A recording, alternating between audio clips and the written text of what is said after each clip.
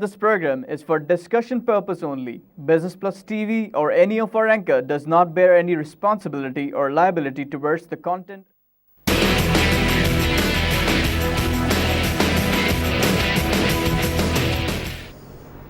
बिस्मिल्लाहिर्रहमानिर्रहीम। अस्सलाम वालेकुम नाज़रीन, कराची मरकज़ से मैं हूं आपका मेज़बान खलील अहमद। आप देख रहे हैं प्रोग्राम आप और कारोबार। दुनिया भर में अगर हम शरिया कंप्लाइंट फाइनेंसिंग सिस्टम की बात करें, इस्लामिक बैंकिंग की बात करें, तो इस वक्त अगर हम इस्लामिक बैंकिंग की बात करें तो ओवरऑल जो वर्ल्ड वाइड साइज़ है इस्लामिक बैंकिंग का वो अराउंड 2.6 ट्रिलियन अमेरिकन डॉलर बताया जाता है। और ये ख्याल ज़ाहिर किया जा रहा है कि आने वाले दिनों में मज़ीद इसमें इजाफा होगा और बाय 2018 कोई 1-2 साल के बाद हो सकता है कि ये तकरीबन 3 ट्रिलियन अमेरिकन डॉलर तक पहुंच जाएगा। पाकिस्तान में अगर हम बात करें तो इस्लामिक बैंकिंग के हवाले से हम काफ़ी प्रोग्रेस देख रहे हैं। ना सिर्फ वो बैंक्स जो प्योर इस्लामिक बैंकिंग में इन्वॉल्व हैं, बल्कि वो बैंक्स जो कन्वेंशनल बैंकिंग करते रहे हैं वो भी इस्लामिक बैंकिंग सर्विसेज ऑफ़र कर रहे हैं। पाकिस्तान में जो प्रोडक्ट्स ऑफ़र की जा रही हैं वो कितनी ज़्यादा बेनिफिशियल रही हैं हमारी रियल इकॉनमी के लिए, आम लोगों के लिए, इस हवाले से बात करेंगे। ख़ास तौर पर अगर हम देखें तो मीज़ान बैंक के हवाले से हम अक्सर बात करते हैं कि one of the most significant Islamic banks in Pakistan, Meezan bank एक प्रीमियर इस्लामिक बैंकिंग सिस्टम के साथ पाकिस्तान में आया और काफ़ी बेहतर तरीके से सर्विस ऑफ़र कराया। ज़्यादा ब्रांचेज़ हैं, तकरीबन कोई 550 से ज़्यादा ब्रांचेज़ हैं पूरे मुल्क में जो सर्विसेज ये ऑफ़र करें। ये तमाम इश्यूज़ हैं जिस पर आज हम बात करेंगे। इसी वाले से आज हमें स्टूडियो में ज्वाइन किया है इरफान सिद्दीकी साहब ने। आप प्रेसिडेंट और चीफ एग्जीक्यूटिव ऑफिसर हैं ऑफ मीज़ान बैंक। इरफान साहब, प्रोग्राम में खुशामदीद कहते हैं। जी शुक्रिया। वालेकुम सलाम। ये फरमाइएगा कि अगर हम बात करें इस्लामिक बैंकिंग और फाइनेंस के हवाले से, शरिया कंप्लाइंट बैंकिंग सिस्टम के हवाले से, तो जब स्टार्ट लिया था, वैसे तो अगर देखा जाए तो 1970 में पाकिस्तान में ये थॉट प्रिवेल हुआ, बातें हो रही थी, लेकिन एक्चुअली तो ये 1980 के बाद से एक्चुअली इम्प्लीमेंटेशन जो हमने देखी वो हुई और Meezan bank is the premier Islamic bank in Pakistan. ये जो सफ़र रहा है कैसा रहा है? सफ़र माशाल्लाह बहुत सेटिस्फाइंग रहा है हर लिहाज से। आई थिंक मैं अपनी जब ख़ुद की ज़िंदगी का तज्ज़िया करता हूँ तो आई थिंक ये सबसे ज़्यादा सेटिस्फैक्शन मुझे इसी में मिला है कि एक मकसद को लेकर हमने आगे बढ़ाया और उसमें अल्लाह ताला ने उतनी बरकत दिया जो हमने कभी ख़ुद सोचे नहीं थे। 1997 में हमने इसको बनाए थे as an Islamic investment bank. इसका नाम था अल मीज़ान इन्वेस्टमेंट बैंक और ये उस वक्त अच्छा खासा साइज़ का एक इन्वेस्टमेंट बैंक था, लेकिन वो ऑब्वियसली इन्वेस्टमेंट बैंक की बहुत सारी लिमिटेशन होती हैं। तो आगाज़ हमारा वहाँ से शुरू हुआ था। उस वक्त हमारे पास कुल 3-4 लोग ही थे जब हमने शुरू किए और 4 साल के वक्फे में वो 3-4 लोग जो हैं वो 30 पे पहुँच गए थे और ब्रांच हमारी एक ही थी। ब्रांच का वो भी एक ही ऑफिस था हमारा। उस वक्त जो हमने इसका विजन स्टेटमेंट बनाए थे वो that was to establish Islamic banking as banking of first choice. तो मैं कभी कभार सोचता था कि भाई हमने स्टेटमेंट तो बना दिया, अल्लाह ताला ने जहन में डाला था, हमने उसको पेपर पे भी लिया है to make establish Islamic banking as banking of first choice, लेकिन एक ब्रांच और 25 लोग वो कहाँ से करेंगे? वो हमारे पास लाइसेंस नहीं था कि हम जाके ब्रांचेस खोलें या करंट अकाउंट लें, सेविंग अकाउंट लें, वो तो था नहीं एज एन इन्वेस्टमेंट बैंक। तो अल्लाह के शुक्र से सोसाइटी जनरल उस वक्त पाकिस्तान से एग्ज़िट करना चाह रहा था, तो समहाउ उन्होंने हमें कॉन्टैक्ट किया कि वो बेचना चाह रहे हैं और अल्लाह का एहसान है वो ट्रांजैक्शन हो गया और उसके थ्रू हमें कमर्शियल बैंकिंग लाइसेंस मिला। जबकि वो कन्वेंशनल बैंक था, उसकी 4 ब्रांचेस थी, हमारी एक ब्रांच थी, तो हमने उसको अपने में मर्ज किए, पूरा उसकी कन्वर्जन किए इनटू इस्लामिक। उसमें हमारे शरिया बोर्ड में ख़ास तौर पर जस्टिस तकी उस्मानी साहब का बहुत उसमें हमें मदद मिली थी उनसे और वो पूरा एक फ़र्स्ट तजुर्बा था कि एक हमने कन्वेंशनल बैंक को लेके डे 1 पे उसको कन्वर्ट किया इनटू इस्लामिक, राइट। और वहाँ से आगाज़ शुरू हुआ हमारी Islamic commercial banking. That was in 2002। 2002 में जब हमने लाइसेंस लिए थे स्टेट बैंक से, डॉक्टर इरशाद साहब ने लाइसेंस दिए थे उस वक्त में, तो उन्होंने मुझे ये कहते लाइसेंस देते वक्त कि भाई पाकिस्तान में पहले एक मरतबा इस्लामिक बैंकिंग फ़ेल हो चुकी है और ये हम दोबारा इसका एक नया आगाज़ कर रहे हैं और इस मरतबा अगर फेल भी तो तीसरा चांस दुनिया में नहीं मिलना है। तो वो वाकई हमें बहुत उसका दिल में हमने लिए थे उस बात को कि भाई इसको हमें वाकई सक्सेसफुल बनाना है। लेकिन उस वक्त अगर हम देखें 2002 की जब आप बात करें तो उस वक्त हम अगर फारिस की बात करें तो वहाँ तो इस्लामिक बैंकिंग में काफ़ी तरक्की हो रही थी। जी, मलेशिया में माशाल्लाह बहुत तरक्की थी, अच्छी खासी तरक्की थी, लेकिन पाकिस्तान में बहरहाल जो भी हमारे लिमिटेशंस थे वो नहीं हो पाई थी। तो 2002 में जब हमने शुरू किया तो हमारी एक खुद की ब्रांच थी, 4 हमने एक्वायर किए थे सोसाइटी जनरल से। तो 5 ब्रांच के आगाज़ से हमने 2002 में जब सफ़र शुरू किए तो उस वक्त टोटल पाकिस्तान में 32 बैंक थे और हम नेचुरली सबसे नए थे तो 32वें नंबर पे ही आते थे हम, तो कोई सिग्निफिकेंस नहीं थी।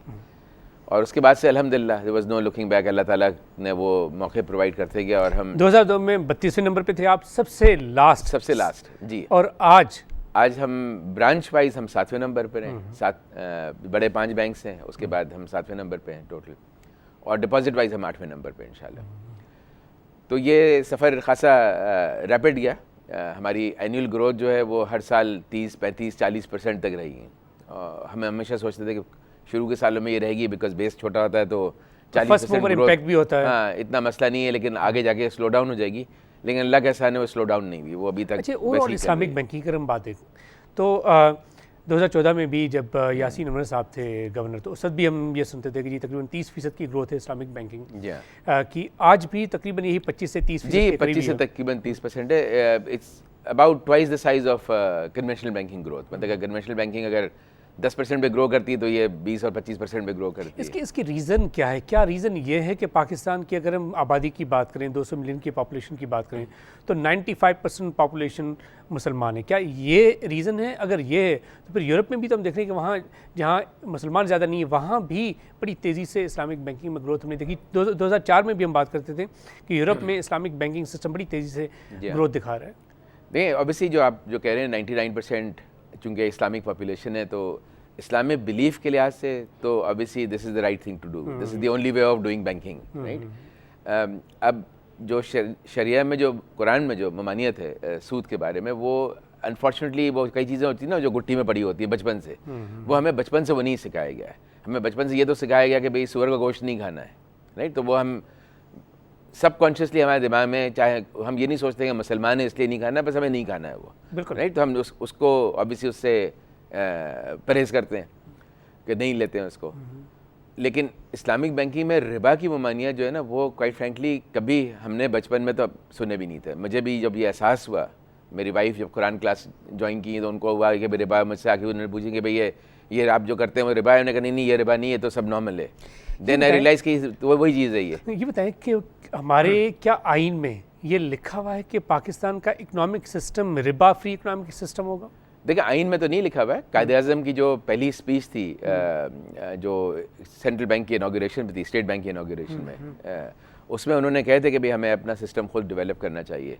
लेकिन आई वुड से कि लैक ऑफ अवेयरनेस कह लें, हमारी खुद की, किसी एक की गलती नहीं होती, एक लैक ऑफ अवेयरनेस होती है। कभी कभार चीज़ें ज़्यादा अवेयरनेस आती है आपको कि भाई किस तरह चीज़ें हो रही हैं, तो वो आहिस्ता आहिस्ता चीज़ें डेवलप होती हैं। हर चीज़ एक दिन में नहीं हो जाती है। तो पाकिस्तान की जो एक छोटी सी हिस्ट्री है उसमें फाइन दे रहा है, दुरुस्त आया वाली बात है। मतलब कोई पहले नहीं आया तो कोई प्रॉब्लम नहीं है, अब अल्हम्दुलिल्लाह आ गया है वो। तो जो आप जो पूछ रहे हैं ना, तो जब लोगों के पास एक ऑप्शन अवेलेबल हो और वो ऑप्शन ऐसा हो जो कि उनको अदरवाइज सही लगता हो, मतलब कि भाई उनके पास ATM कार्ड चाहिए तो ATM कार्ड भी है, चेकबुक चाहिए चेकबुक भी है, इंटरनेट बैंकिंग चाहिए इंटरनेट बैंकिंग भी है, ब्रांच चाहिए ब्रांच भी है, तो फिर क्यों ना जाए वो। मतलब मैं तो क्वाइट फ्रैंकली कभी कभार गुस्से में कहता हूँ कि हमें कोई भूत ने हाथ लगा दिया या शैतान ने हाथ लगा दिया, हम जब अवेलेबल है तो क्यों ना जाए। बिल्कुल बिल्कुल। अगर आपके पास अवेलेबल ना हो तो आप अल्लाह ताला के पास भी जाके कह सकते हैं कि भाई मैं तो इसलिए नहीं गया था कि मैं था नहीं। सही कह रहे हैं। But when you have all the options available, और अल्हम्दुलिल्लाह अब जो 5 इस्लामिक बैंक्स हैं पाकिस्तान में और जो कन्वेंशनल बैंक की इस्लामिक विंडोज़ भी हैं, वो वही लेवल ऑफ सर्विस प्रोवाइड कर रही हैं जो जिससे हम यूज्ड टू हैं, राइट। ना बहुत बेहतर ना बहुत ख़राब।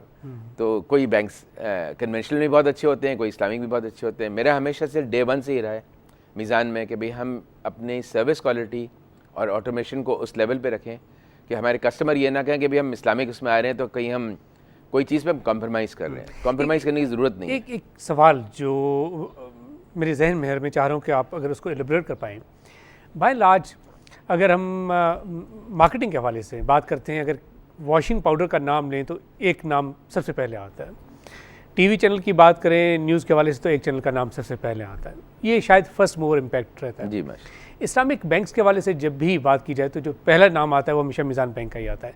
ये आप क्या समझते हैं कि चूँकि ये फर्स्ट मूवर इम्पैक्ट की वजह से अक्सर होता है, तो वो वजह है, या आप समझते हैं कि आप लोगों की मार्केटिंग बड़ी स्ट्रांग रही है, या तेज़ी से जो ग्रोथ रही है कि 2002 में आप लोग कहीं नज़र नहीं आ रहे थे, और आज अगर हम बात करें तो पाकिस्तान के इस वक्त अगर हम बात करें तो 143 सिटीज़ में आप लोगों की प्रेजेंस है। कराची में तो तकरीबन हर जगह ही आप लोगों की ब्रांचेज़ हैं। तो इज़ इट द विजिबिलिटी जिसकी वजह से ये इम्पैक्ट आ रहा है, या मार्केटिंग स्ट्रांग है? आई थिंक इन चीज़ों का कोई हतमी आंसर तो होता नहीं है। मैं तो हमेशा ये कहता हूँ लोगों को कि बाकी मतलब and we really mean it, our entire team means it, कि अल्लाह ताला का शुक्र है, राइट। मेहनत हर कोई करता है, जो बिल्कुल बैंक्स हों या टीवी चैनल्स हों या ग्रोसरी स्टोर हों, कुछ आती हैं, कुछ बंद हो जाती हैं, कोई चली जाती हैं। अभी मैं आते हुए एक रिक्शा पे या बस पे लिखा हुआ था कोई टीवी चैनल का कि सबसे बड़ा नेटवर्क, अब वो है नहीं वो, राइट। तो ये हमारे हाथ में नहीं होता। आई थिंक इसमें और बहुत सारी कुव्वतें जो काम करती हैं। हमारे तो ख्याल है कि अगर आप अपनी मेहनत से करें और ईमानदारी से करें और जो कह रहे हैं वो उसको करें, कि अगर शरिया के लिहाज से करें तो उसमें हमारा पूरा मकसद ये हो कि भाई हमें वो चीज़ करनी है। बिल्कुल। तो जो भी आपका एम हो, आप कॉफ़ी बनाते हैं तो आप ऐसी कॉफ़ी बनाएं कि भाई वो कॉफ़ी सही कॉफ़ी हो, तो कोई वजह नहीं है कि कोई चीज़ फेल हो। प्रोफेशनलिज्म हो और डेडिकेशन हो, ऑनेस्टी हो। 2 नंबर काम करेंगे तो चलता नहीं है। तो इंशाल्लाह अगर नेक नियति से करें तो हर चीज़ बेहतर होती है। तो मीज़ान में भी हमारा सक्सेस रेट अल्लाह का शुक्र, अल्लाह ताला का एहसान है, वो ये रहा कि हमने जो भी किए हैं उसको पहला उसका ये था कि हमें इस्लामी करना है। बरकत खुद आती है। ये बैंक जब बनाए थे, मैंने ही सेटअप किया था, इस वक्त हमने इसकी फिजिबिलिटी तक नहीं बनाए थे। ये वो वक्त था पाकिस्तान में जब इन्वेस्टमेंट नहीं आ रहा था। हमारे पास माशाल्लाह हमने 1 बिलियन से शुरू किए, 1 बिलियन हमें मतलब हफ्तों में मिल गया था, जिसमें फॉरेन शेयर होल्डर्स भी थे, पाकिस्तानी शेयर होल्डर्स भी थे, और अल्लाह के शुक्र से उसके बाद से तो बढ़ते ही रहा। वो 1 बिलियन 25 बिलियन बन गया है वो। तो आई थिंक कोई भी काम मेहनत से करें तो वो अल्लाह ताला उसमें बरकत डालता ही है। Agreed. और लेकिन उसका आपको बैकग्राउंड ये होना चाहिए कि हम क्यों कर रहे हैं, और वो सिंसियरिटी होना चाहिए। That's wonderful. हमारा आई थिंक जो मेन आई वुड से इसके हमने शरिया पे कभी कॉम्प्रोमाइज़ नहीं किए। डे 1 से हमने जब आए तो हमने कभी टी बिल्स और PIB में हम इन्वेस्ट नहीं कर सकते हैं। नहीं है स्टेट बैंक के पास तो हम पैसे फ्री में रखेंगे स्टेट बैंक में, लेकिन टी बिल PIB में नहीं करेंगे। तो इस वक्त अगर हम देखें PIBs में बैंक्स की अगर हम बात करें तो तकरीबन 6.7 ट्रिलियन रुपीज़ की इन्वेस्टमेंट हुई है गवर्नमेंट पेपर्स में, और उसमें जब मैं एनालिसिस करता हूँ तो तकरीबन 52% PIBs में इन्वेस्ट हुआ है। मीज़ान बैंक की सूरत हाल क्या है? जी देखिए, मीज़ान बैंक के पास जो ऑप्शंस अवेलेबल है ना, उसमें गवर्नमेंट ने इजारा सुकूक्स शुरू किए हैं अल्लाह के शुक्र से माशाल्लाह। I think I give lot of credit to them कि उन्होंने वो एक बहुत मुश्किल उसके पीछे एसेट चाहिए होते हैं वो किए, लेकिन उसकी टोटल जो आउटस्टैंडिंग वैल्यू वो बहुत कम है। अगर इस्लामी बैंकिंग की नीड बिल फर्ज 100 है तो हमारे पास अवेलेबिलिटी 25 की है, तो वो मिलता नहीं है। एक कन्वेंशनल बैंक के पास डे एंड पे ट्रेजरर के पास ये होता है कि यार आज मैं सोने से पहले, जाने से पहले, घर जाने से पहले मेरे पास जो भी लिक्विडिटी है वो मैं इन्वेस्ट कर दूँ, वो रिपो में इन्वेस्ट कर देता है। हर 2 हफ्ते में टी बिल का ऑक्शन आता है, स्टेट बैंक की विंडो खुली हुई होती है, तो उनको तो वो कंसर्न ही नहीं होता। हमारी तो ज़िंदगी में जो मेन फोकस हमारा हो गया वो हो गया कि हमारी जो सरप्लस लिक्विडिटी है उसको हम क्या करें। हमारा डिपॉजिट ग्रोथ रेट पाकिस्तान में प्रॉबेबली हाईएस्ट है। पिछले साल हमने 90 बिलियन रुपीस हमारे डिपॉजिट बुक में ऐड हुआ है, राइट, जो मेरा ख्याल में अभी सारे अकाउंट्स आए नहीं है, लेकिन प्रॉब्ली एब्सोल्यूट नंबर में भी सेकंड हाईएस्ट होगा most likely in terms of deposit. तो 500 बिलियन रुपीस के करीब हैं जी। अब हमारा 470 बिलियन के करीब है, राइट। तो जब इतना डिपॉजिट तेज़ी से आ रहा होता है ना, तो उसके लगाने के मौके उतने तेज़ी से नहीं आ रहे होते। तो वो सरप्लस लिक्विडिटी जो होती है, हमें सबसे ज़्यादा मसला ये है कि सरप्लस लिक्विडिटी को क्या करें। तो इजारा सुकूक में इन टर्म्स ऑफ डॉलर्स अगर हम बिलियंस बात करें तो कितने बिलियन रुपीस इन्वेस्ट हुए हैं आपके? हमारे ऑफ हैंड मुझे नंबर्स याद नहीं है, लेकिन आजकल मेरे ख्याल से 100 बिलियन के कम ही होंगे, 100 बिलियन से कम होंगे, जबकि हमारी बैलेंस शीट साइज 500 बिलियन है। तो इसी जबकि कन्वेंशनल बैंक में वो चीज़ आपको अनलिमिटेड अमाउंट अवेलेबल होता है। एक क्रिटिसिज्म ये आता है कि भाई आप रियल इकोनॉमी में इन्वेस्ट करें। इसी पे सवाल जो रियल इकोनॉमी की आपने बात की ना, तो इस पे बेसिकली मुझे याद पड़ता है कि फाइनेंस मिनिस्टर ने भी, मेरे ख्याल में पिछले साल नवंबर की बात है जहाँ तक मुझे याद पड़ता है, उन्होंने कहा कि जी जितने भी इस्लामिक बैंक्स हैं, ये बिल्कुल मुझे क्लियरली याद पड़ता है, उन्होंने कहा कि जितने भी इस्लामिक बैंक्स हैं उन्होंने क्रिटिसाइज़ किया और कहा कि जी रियल इकोनॉमी में आप लोग का कंट्रीब्यूशन मुझे नज़र नहीं आता, तकरीबन मेरे ख्याल में 30% के करीब तो होना चाहिए। और फिर उसमें अगर हम देखें तो रियल इकोनॉमी में खासतौर पे जो बात होती है वो SMEs की बात होती है, प्राइवेट सेक्टर की क्रेडिट ऑफटेक के हवाले से हम बात करते हैं, कंज्यूमर फाइनेंसिंग के हवाले से बात करते हैं। कितना काम करें आप? देखिए, इसमें माशाल्लाह आई वुड से कि जो 5 इस्लामिक बैंक्स हैं सब के सब बहुत काम कर रहे हैं, राइट। हर चीज़ का एक स्पीड होती है, उसी से कर सकते हैं आप। जितना चू कर सकते हैं उतना ही बाइट कर सकते हैं ना, बाकी अब ऑब्वियसली आप नहीं कर सकते हैं वो। ADR रेशो इस्लामिक बैंकिंग के, ADR वो होता है जो एसेट डिपॉजिट रेशो है, यानी हमारा डिपॉजिट कितना है उसके एवज हमने कितने फाइनेंसिंग किए में। तो अगर आप पूरी इस्लामिक बैंकिंग इंडस्ट्री का जायज़ा लें तो वो तकरीबन उतनी है जो कन्वेंशनल बैंक की है, राइट। हम SME में भी हैं, कंज्यूमर एसेट्स में तो आई थिंक इस्लामिक बैंकिंग सब मीज़ान के अलावा भी जो बैंक्स हैं वो सब माशाल्लाह होम फाइनेंस कारजारा में लीड पर हैं। वो number 1, number 2, number 3 probably Islamic banks में ही होते हैं वो, जो कंज्यूमर फाइनेंस में। SME में ग्रोथ आ रही है ज़रूर, और हमारे पास जो एक्स्ट्रा कैश होता है जो हम गवर्नमेंट सिक्योरिटी में रखना चाहते हैं शरिया कंप्लाइंट, वो हम पहले रियल इकोनॉमी, जी एग्रीकल्चर भी रियल इकोनॉमी में आता है। जी वही मैं कह रहा हूँ कि वो हम सबके सब रियल इकोनॉमी में नहीं डाल सकते, क्योंकि एक और रेशो होता है जिसको हम कहते हैं कैपिटल एडिक्वेसी रेशो। वो रेशो ADR से 100 गुना ज़्यादा इंपॉर्टेंट है। ADR की हमारी रिक्वायरमेंट गुड फील फैक्टर होता है कि भाई ADR 60% हो, 70% हो, रेगुलेटरी कोई रिक्वायरमेंट नहीं है, राइट। CAR की कैपिटल एडिक्वेसी रेशो की रेगुलेटरी रिक्वायरमेंट सिर्फ पाकिस्तान की नहीं है, बेज़ल 3 की भी है, इंटरनेशनल भी है। उससे एक हद से आप उसको कम नहीं कर सकते हैं। इस्लामिक बैंक्स भी और सारे बैंक्स भी जो medium size banks I would say, वो सब कार कंस्ट्रेंट्स हैं। वो हमारा कैपिटल माशाल्लाह 26 बिलियन है, जो बहुत ज़्यादा है। स्टेट बैंक का मिनिमम 10 बिलियन, हमारा 26 बिलियन है। वंडरफुल। लेकिन अब जो हमारी जो बुक साइज़ है तकरीबन 250 बिलियन की, अब जब हम उससे ज़्यादा ग्रो करने जाते हैं तो वो कैपिटल एडिक्वेसी रेशो मिनिमम से नीचे आने लगता है। तो कैपिटल एडिक्वेसी रेशो इसलिए होता है कि आप अपने कैपिटल पे कितना रिस्क ले सकते हैं। बिल्कुल। वो जब रिस्क लेके आप रियल इकोनॉमी में डाल चुके होते हैं तो फिर आपको चाहिए होता है गवर्नमेंट का शोल्डर कि भाई आप ये तो गवर्नमेंट गारंटीड फाइनेंसिंग करें, not because your risk ours. आपकी बैलेंस शीट वो रेशो एब्जॉर्ब नहीं कर पाती किसी की भी, चाहे वो हम हो या बड़ा बैंक हो कोई, या कन्वेंशनल बैंक हो। तो वो कैपिटल एडिक्वेसी रेशो जो है वो अब कंस्ट्रेनिंग फैक्टर आ जाता है कि भाई आप कितनी और फाइनेंसिंग कर सकते हैं। हमारे SME में है एक्सपोजर, एग्री में कम है हमारा, वो हम इंशाल्लाह उसको भी डेवलप कर रहे हैं, लेकिन हर चीज़ में जो लाइक इसे टाइम लगता है। लेकिन आज हम कहेंगे अपनी बुक को हम 20% और बढ़ा दें इसी कैपिटल बेस से, तो बढ़ नहीं सकती, रेगुलेटरी वाइज नहीं बढ़ सकती। तो इसलिए वो गवर्नमेंट सिक्योरिटीज़ की ज़रूरत फ़ौरन आ जाती है। अगर नहीं हो तो क्या करेंगे हम, पैसे हम स्टेट बैंक में 0 पे रखेंगे। तो आई थिंक गवर्नमेंट इंशाल्लाह समझ भी रही है, एंड आई एम श्योर दार साहब का टोटल कमिटमेंट है। उन्होंने कई मरतबा मुझे खुद उन्होंने ये कहा कि भाई हम पहली तरजीह इस्लामिक बैंकिंग को देंगे। लेकिन ऑब्वियसली वो सिर्फ डार साहब ने नहीं, मैं जो इससे देख रहा हूँ, जी जब मैं इसाक डार साहब की स्टेटमेंट्स देखता हूँ तो वो सपोर्ट करते हैं कि जी इस्लामिक बैंकिंग को प्रमोट होना चाहिए। बल्कि पिछले हफ्ते, अभी 2-3 दिन पहले की बात है, बल्कि सदर पाकिस्तान ममनून हुसैन साहब ने भी कहा कि जी इस्लामिक बैंकिंग को प्रमोट करने के हवाले से काम होना चाहिए, और फिर सेंट्रल बैंक भी बहुत ज़्यादा एम्फेसिस देता है। तो ये आपको इसका बेनिफिट तो लाजमी जी लाजमी है। अल्हम्दुलिल्लाह आई थिंक पूरा इंफ्रास्ट्रक्चर में वो चीज़ मौजूद है। फर्स्ट टाइम स्टेट बैंक में deputy governor responsible for Islamic finance हैं सईद साहब, जी हाँ। तो अल्हम्दुलिल्लाह he is chairman of the steering committee for promotion of Islamic finance, जो फाइनेंस मिनिस्टर ने फॉर्म किए थे, मैं भी मेंबर हूँ उसका। उसमें बहुत काम हुआ है इस्लामिक इंडेक्सेशन के लिहाज से, बहुत एक्टिव है।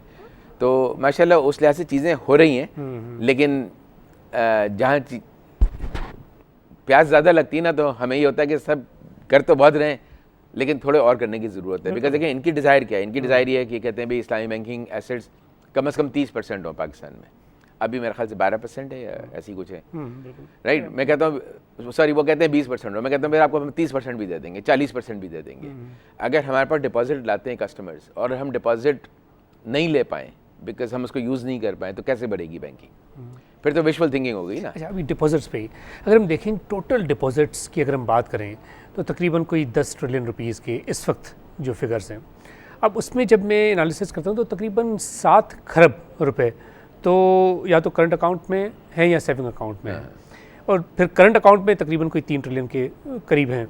तो ज़्यादा जो फोकस बैंक्स का रहा है वो ये रहा है कि करंट अकाउंट में अट्रैक्शन हो, ताकि उसमें पैसे कम देना पड़े लोगों को, या बल्कि ना ही देने पड़े, ज़ीरो। Is it? देखिए एक बैंकिंग में जनरल नहीं, बिल्कुल सही क्वेश्चन है आपका। बैंकिंग में एक जनरल क्रिटिसिज्म ये आता है कि बैंक्स बहुत पैसे बनाती हैं। मैं सिर्फ इस्लामिक बैंक्स की, मीज़ान बैंक की बात नहीं कर रहा हूँ, हर एक की, conventional bank, big banks, small banks. और ये सही है या नहीं है? नहीं, बिल्कुल गलत है ये।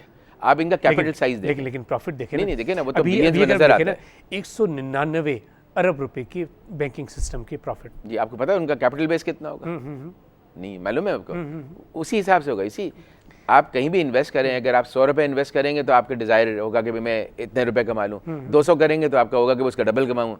जब उसका कई मल्टीपल करेंगे तो वो ऑब्वियसली उसी मल्टीपल से होगा। रिटर्न ऑन इन्वेस्टमेंट, हाँ, रिटर्न ऑन इन्वेस्टमेंट जो है वो पाकिस्तान में अभी बैंकिंग सेक्टर का मेरा गट फील ये है, मुझे बहुत सही नहीं मालूम है, हमारा तकरीबन 20% रिटर्न ऑन इक्विटी रहता है। मेरा ख्याल से पाकिस्तान बैंकिंग सेक्टर का प्रॉब्ली एवरेज 12-13% होगा, राइट।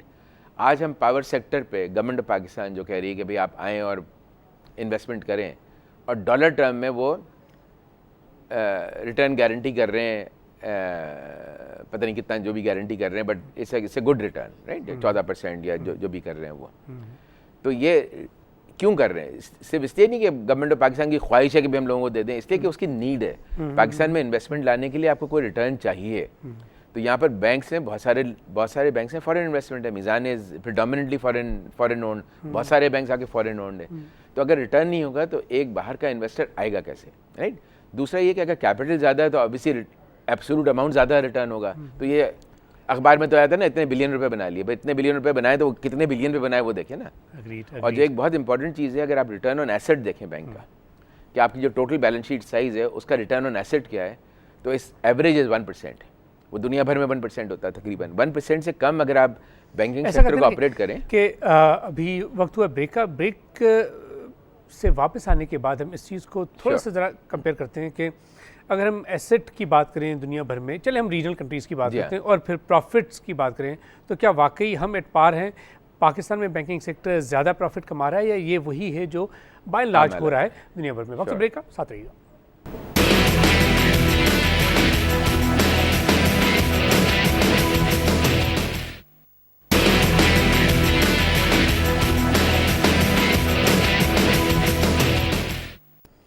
वेलकम बैक नाज़रीन। बात करें इस्लामिक बैंकिंग के हवाले से। इरफान साहब, ये वाकई एक मिथ है कि पाकिस्तान में बैंक्स बहुत पैसा बना रहे हैं, या जो एसेट्स हैं, रिटर्न ऑन इन्वेस्टमेंट है, वो वही है बेसिकली जो दुनिया भर में हो रहा है बाय लार्ज? जी, मुझे तो सिर्फ मिथ नहीं, बहुत बड़ा मिथ लगता है। मैं आपको बताया था कि return on asset banking sector का पाकिस्तान में भी और बाहर भी तकरीबन 1% होता है। मीज़ान बैंक ने अभी अपना जो प्रॉफिट डिक्लेयर की है वो 5 बिलियन के करीब है, 5.1 बिलियन। हमारा एसेट बेस तकरीबन 500 बिलियन है, तो वही 1% पे आ गया, राइट। अब आप 1% देखें तो बैंक में आपको अच्छा खासा रिस्क लेना पड़ता है, mainly credit risk.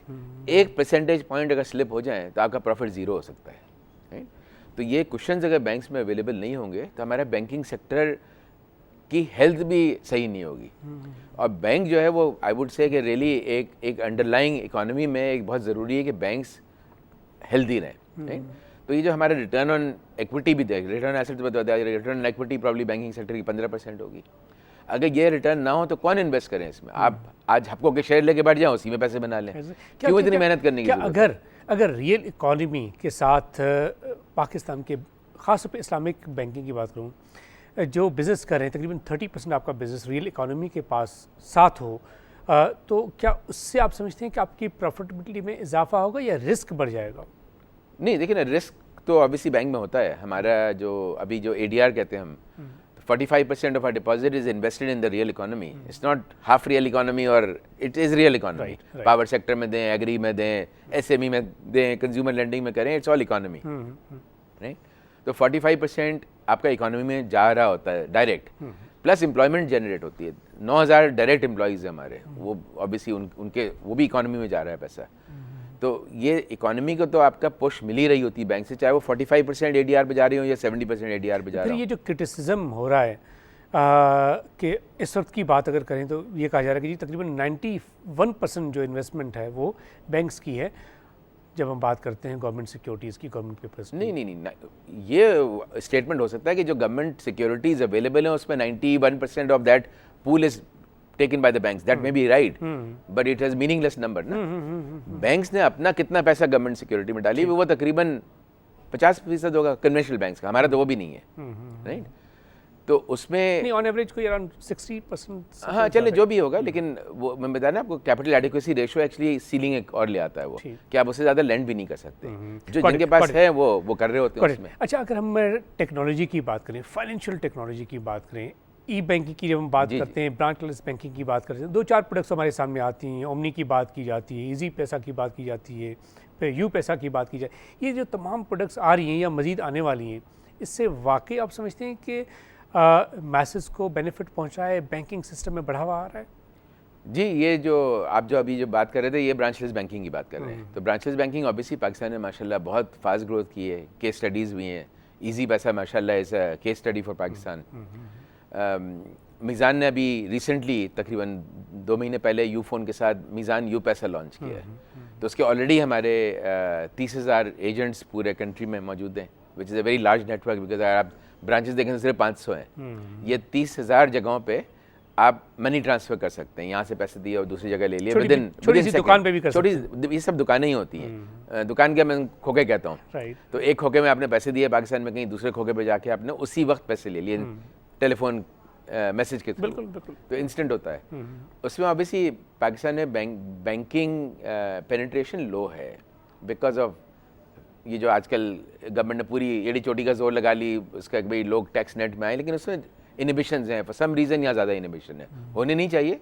I am fully supportive of the government. इसी पे आपसे सवाल है कि क्या वजूहात हैं कि 200 मिलियन की पॉपुलेशन में अभी तक, अगर हम देखें 1947 से लेकर अभी तक देते हैं, तो हाल ही हम बात करते हैं 25 मिलियन अकाउंट्स की बात करते हैं, इसको बढ़ा नहीं पाए। और वो भी कहते हैं कि जी ये तो नंबर है, एक्चुअली अगर देखें तो शायद बहुत ज़्यादा कम है इससे। बहुत कम है, एग्जैक्टली। उसमें 1 के 2 अकाउंट्स भी हैं, कोई डॉर्मेंट अकाउंट्स भी हैं। उसकी बस वही है कि टैक्स का फियर है यहाँ पर। अगर हमारी गवर्नमेंट अल्हम्दुलिल्लाह काम भी कर रहे हैं, सक्सेसिव गवर्नमेंट ने हमारे काम किए इस पर। ट्रांसपेरेंसी को जितना बढ़ाएंगे, ये लोगों को ये इत्मीनान होगा कि भाई हमें अगर 10 लाख रुपए टैक्स पे करना है, हमने 10 लाख रुपए टैक्स पे कर दिए और ख़त्म है बात। वो हो जाएगा तो ये खुद ही चीज़ें सही हो जाएंगी। हम भी फेयर रहें लोगों के साथ, गवर्नमेंट भी फेयर रहें, लोग भी फेयर रहें। जब वो ना 2 वे स्ट्रीट होती है, गवर्नमेंट देखती है कि भाई हमें मतलब लोग देखते हैं कि भाई हमें गवर्नमेंट से कुछ मिल रहा है, तो वो भी टैक्स पे करने के लिए तैयार होते हैं। वरना वो आपस में अपने दिमाग में बना लेते हैं कि यार हमें गवर्नमेंट क्या दे रही तो हम क्यों दें, जो गलत चीज़ है वो। तो I think it's a catch 22। चीज़ें पॉजिटिव होंगी, आई एम श्योर बेहतरी आएंगी। कराची में अब ग्रीन लाइन का अगर इफ्तिताह हुआ है, लोगों में एक पॉजिटिविटी आई है उससे, होप आती है उससे। लेकिन उस होप को हमें उजागर करना होगा। मीडिया में मैंने देखा कि वो न्यूज़ में 4थी या 5वीं न्यूज़ थी वो, मुझे बहुत अफसोस हुआ उसका। यू नो कि हमारे कोई चीज़ पॉजिटिव होती है, फट जाए तो सबसे पहली वो होगी। हाँ, 2-4 लोग मर गए, सबसे क्रिकेट में हार जाए तब भी पहली न्यूज़ होगी, जीत जाए तब भी पहली न्यूज़ होगी। ना हार ना जीत ठीक कह रहे हैं आप, बिल्कुल ठीक कह रहे हैं, बिल्कुल ठीक नहीं, लेकिन वो ग्रीन लाइन इंपॉर्टेंट है हमारे लिए। It's very important. तो वो चीज़ हमारे मीडिया भी उसको वो नहीं करते हैं, अंडरमाइन करते हैं चीज़ों को। एक्चुअली हमारे लोग भी तो नहीं देखना चाहते ना, वो भी ये देखना चाह रहे हैं कि लोग वही देखना चाहते हैं जो आप दिखाना चाहते हैं, मीडिया दिखाना चाहती है। आप मीडिया में आप बम दिखाएंगे तो वो बम के आदी हो जाएंगे। चलिए हम लोगों को ये बताना चाहते हैं कि बैंकिंग सिस्टम इस वक्त बड़ी तैयारियां कर रहा है सीपेक के हवाले से, कि चाइना पाकिस्तान इकोनॉमिक कॉरिडोर के हवाले से इस वक्त तकरीबन सब बैंक ही इस हवाले से काम कर रहे हैं। स्पेशल तैयारियाँ हो रही हैं, क्या तैयारियाँ हो रही हैं कि प्रोजेक्ट फाइनेंसिंग वगैरह? देखिए, प्रोजेक्ट फाइनेंसिंग में बहुत ग्रोथ आई है, बहुत सारे power sector already financial close से पहुँच गए हैं। Thar coal is part of that project. तो ये जो प्रोजेक्ट्स आ रहे हैं, इसमें कुछ गवर्नमेंट गारंटीड हैं, कुछ ऐसे हैं जो गवर्नमेंट गारंटीड नहीं, लेकिन उनका ऑफ टेक बहुत अच्छी कंपनी से गारंटीड है। तो माशाल्लाह इसमें बहुत होप नज़र आ रही है हमें, और हमें लग रहा है जो अभी हमारा ADR कम है, इंशाल्लाह उससे बहुत बेहतर हो जाएगा। तो China is one thing, Iran is another opportunity. अभी 2 दिन पहले स्टेट बैंक ने बहुत डिटेल सर्कुलर इशू किए कि कौन से सैंक्शंस जो थे वो किस नौयत के थे और कौन से रिड्यूस होंगे, कौन से ख़त्म हो जाएंगे, क्या होगा। ऑब्वियसली इसमें टाइम आईपी को मल्टीप्लाइज करें, क्या जी, ताकि ईरान पाकिस्तान गैस पाइपलाइन को मल्टीप्लाइज करें। सिर्फ गैस पाइपलाइन नहीं, ट्रेड इतनी बड़ी ट्रेड हमारी ईरान के साथ बहुत कम है। एक वक्त था कि हम $1 बिलियन अमेरिकन डॉलर की बात करते थे, अब कोई 300-350 मिलियन। एग्जैक्टली। और ईरान इज़ वेरी रिसेप्टिव। मैं इत्तेफाक से जिस रोज़ ब्रिटिश एम्बेसी वहाँ खुली थी, उस रोज़ मैं कोई लेक्चर था इस्लामिक बैंकिंग का, मैं वहाँ पर था, सेंट्रल बैंक होस्ट था हमारा। दे वर सो रिसेप्टिव कि भाई पाकिस्तान हमारे नेबर हैं, हमसे बहुत काम करना चाहिए। बट आई थिंक उसमें हमें पहल बहुत करनी चाहिए, बिकॉज दुनिया पहल ले रही है वहाँ पर। हम अगर देर से जाएंगे तो ऑब्वियसली वो जो बिज़नेस की अवेलेबिलिटी है वो लिमिटेड हो जाएगी। वो मीज़ान बैंक कौन से प्रोजेक्ट्स में फाइनेंसिंग के हवाले से तैयारियां कर रहा है? एनर्जी में, इंफ्रास्ट्रक्चर के जो दूसरे प्रोजेक्ट? एनर्जी में हमारा बहुत फोकस है अभी, बिकॉज ऑब्वियसली एनर्जी, जिस तरह हमारी गवर्नमेंट भी कहती है कि वो पहिया चलाने के लिए एनर्जी चाहिए आपको। बिल्कुल। तो एनर्जी पे हमारा मेन फोकस पिछले 2-3 साल से रहा है और प्रॉब्ली रहेगा भी। उसके अलावा इंफ्रास्ट्रक्चर प्रोजेक्ट्स को हम देख रहे हैं, डैम्स के प्रोजेक्ट्स हैं, ये सब चीज़ें इंशाल्लाह ये जो आपके जो हैं ग्रीन लाइन टाइप के प्रोजेक्ट्स आए तो we will be very happy to look into those. In fact Islamic banking में ये डफटेल होते भी हैं बिकॉज ये खुद ही आपके फाइनेंसिंग से एसेट जनरेट करते हैं। इस्लामिक फाइनेंस में जो एक जो मुश्किल होती है वो ये होती है कि गवर्नमेंट को एसेट्स नहीं मिलते हैं, तो यहाँ तो एसेट क्रिएट होते हैं वो। तो वो अगर हम डे 1 से उनके साथ काम करें, मिनिस्ट्री ऑफ फाइनेंस के साथ जो कर भी रहे हैं माशाल्लाह हमारे साथ वो, तो उसमें ऑब्वियसली एक बहुत उसमें डेवलपमेंट हो सकता है। इरफान साहब, प्राइवेट सेक्टर के लोगों से जब हम बात करते हैं, बाय एंड लार्ज तो देखें कि दुनिया में बैंकिंग का असल मकसद तो ये होता है कि आप इकॉनमी को ज़रा तेज़ करने में मदद करें, प्राइवेट सेक्टर को पैसे वैसे दें ताकि वो काम करें, कारोबार बढ़ेगा, लोगों को नौकरी मिलेगी, गुर्बत में कमी होगी, इकॉनमी का पहिया घूमेगा। यहाँ जब हम देखते हैं तो पिछले माली साल में आपके इल्म में कि टोटल जो अमाउंट था वो मेरे ख्याल में 208 अरब रुपए था जो प्राइवेट सेक्टर की क्रेडिट ऑफटेक थी। इस माली साल में काफ़ी बेहतर फिगर देख रहा हूँ, अगर पहले 6 महीने की बात करूँ कि 212 अरब रुपये की फिगर्स मुझे नज़र आती हैं। लेकिन वो भी जब हम बात करते हैं तो प्राइवेट सेक्टर कहता है कि ये जो पैसा मिला है ना, ये लॉन्ग टर्म फाइनेंसिंग के लिए नहीं मिला, प्रोजेक्ट फाइनेंसिंग के लिए नहीं मिला, ये वर्किंग कैपिटल के तौर पे मिला है। ये वजूहत आखिर क्या है कि वर्किंग कैपिटल के लिए तो दे देते हैं लेकिन लॉन्ग टर्म फाइनेंसिंग ताकि कोई प्रोजेक्ट लगे, मैन्युफैक्चरिंग हो, हमारी एक्सपोर्ट बढ़े, लोगों को जॉब्स वगैरह मिले।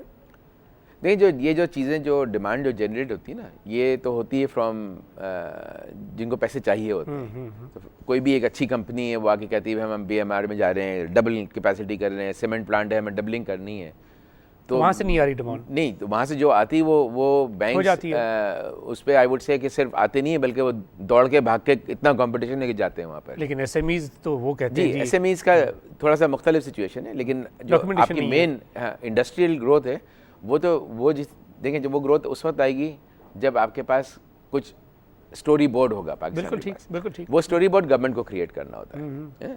अब आप देखें चाइना CPEC की हम बात करना शुरू किए तो मलेशियन एयरलाइन की एक न्यूज़ आई थी कि भाई वो पाकिस्तान दोबारा ऑपरेट करना शुरू करेंगे। मैंने कल एक अखबार में ऐड देखा, कोई एयरलाइन का नाम मुझे याद भी नहीं है, सुना भी नहीं था मैंने, लाहौर से मलेशिया शुरू कर दिया उन्होंने। This is all China preparation because there is a need. Chinese airline नहीं है लेकिन एक प्राइवेट सेक्टर एयरलाइन ने उसकी जगह देखी, उन्होंने कहा भी यहाँ बिजनेस बढ़ेगा तो हम यहाँ रूट शुरू करें। तो जब भी इनेबलिंग इन्वायरमेंट होगा तो लोग आएंगे। गवर्नमेंट ने एनर्जी सेक्टर को सपोर्ट की in terms of documentation, transparency and return. इतना इन्वेस्टमेंट आ रहा है कि हमने पहले नहीं देखे हैं वो, राइट। तो government is the catalyst. Government अगर कहेगी कि हमें इन्वेस्टमेंट चाहिए तो गवर्नमेंट खुद इंफ्रास्ट्रक्चर क्रिएट करें, इनेबलिंग इन्वायरमेंट क्रिएट करें तो आएगा।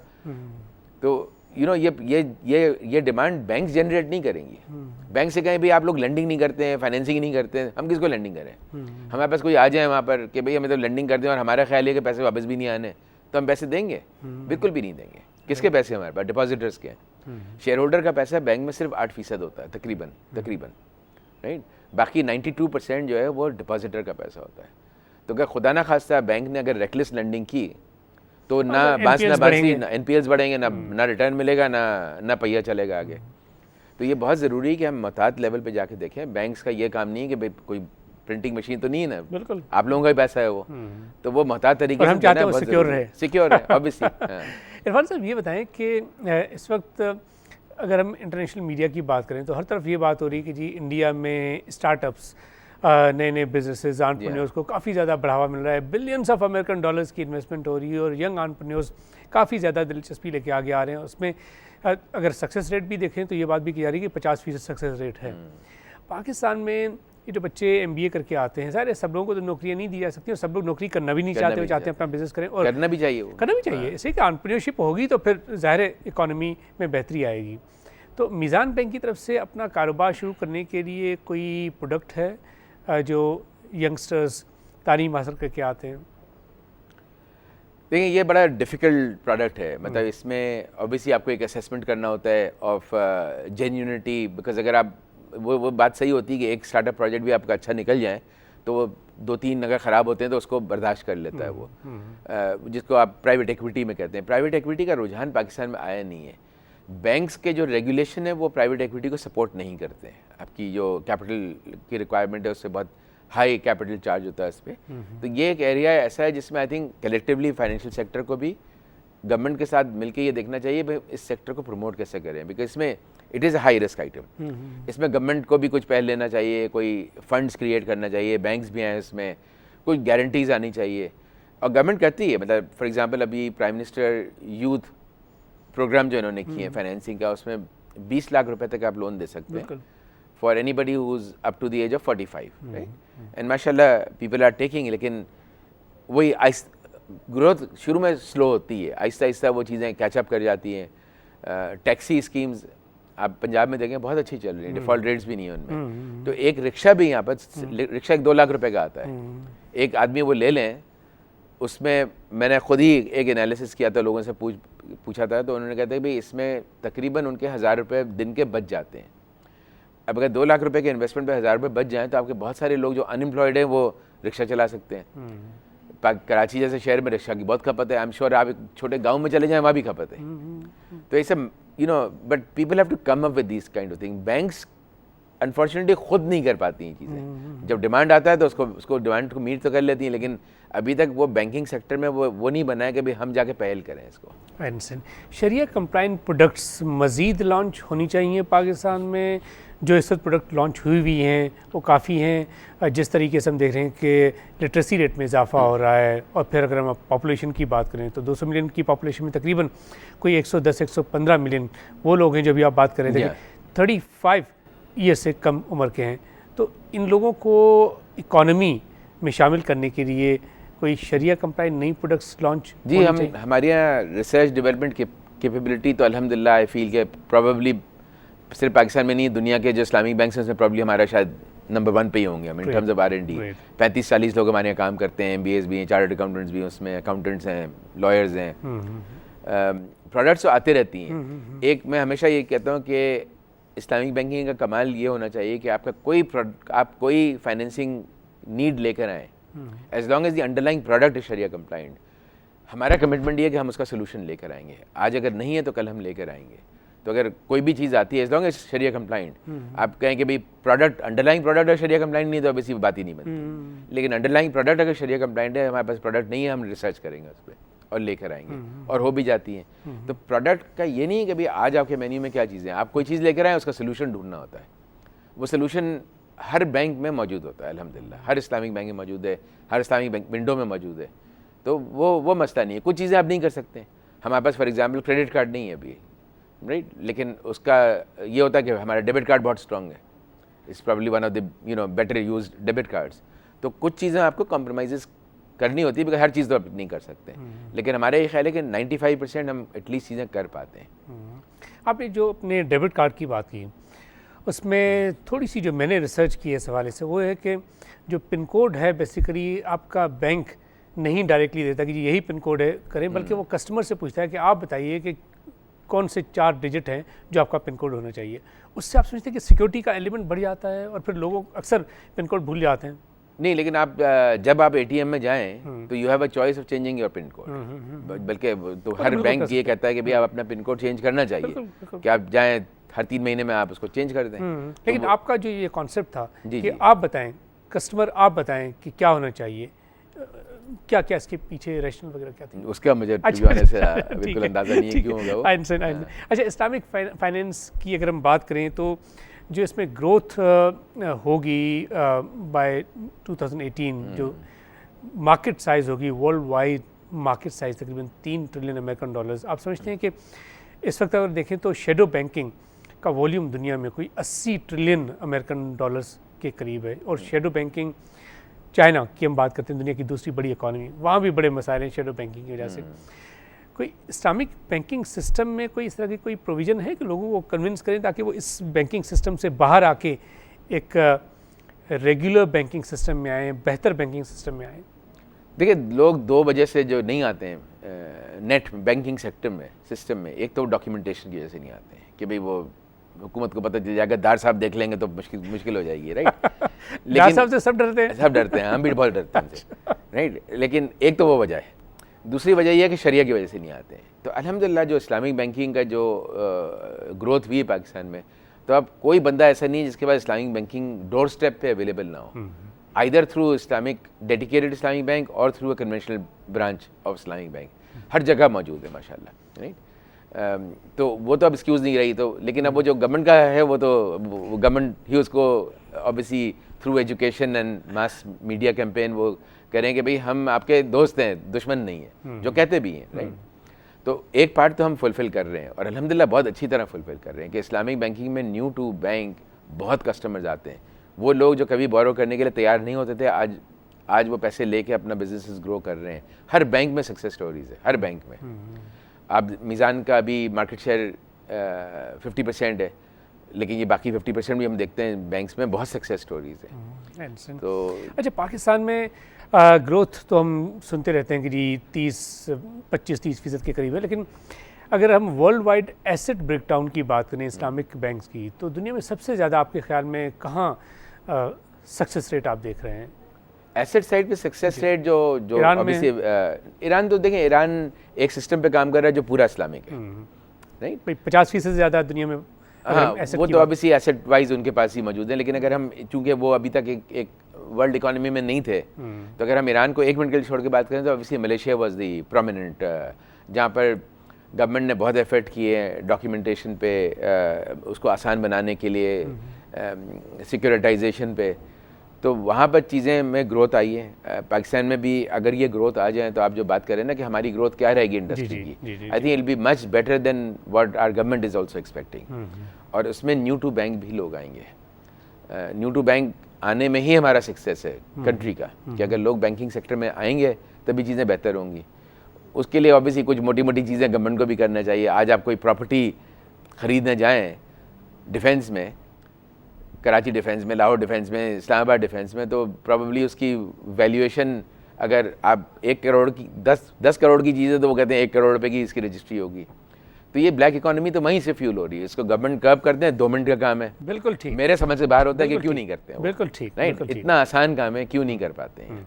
तो कुछ चीज़ें करें वो, कुछ चीज़ों को कुछ लोग उससे हर्ट ज़रूर होंगे, लेकिन जब तक कि वो हम अपनी बोटी के चक्कर में बकरा काटने वाली बात है, जब तक वो कॉन्सेप्ट नहीं खत्म होगा तो कहीं भी की चीज़ सही और ये हो रहा है, वो और ये हर जगह हो रहा है, हर जगह होता है वो। सिर्फ पाकिस्तान में नहीं होता, हर जगह होता है। तो ऑब्वियसली उस चीज़ को आपको मिनिमाइज़ करना होगा। I understand. इरफान साहब, ये फरमाइएगा कि माइक्रो फाइनेंस बैंक्स अगर हम पाकिस्तान में बात करें तो एक सक्सेस स्टोरी तो है अनडाउटेडली।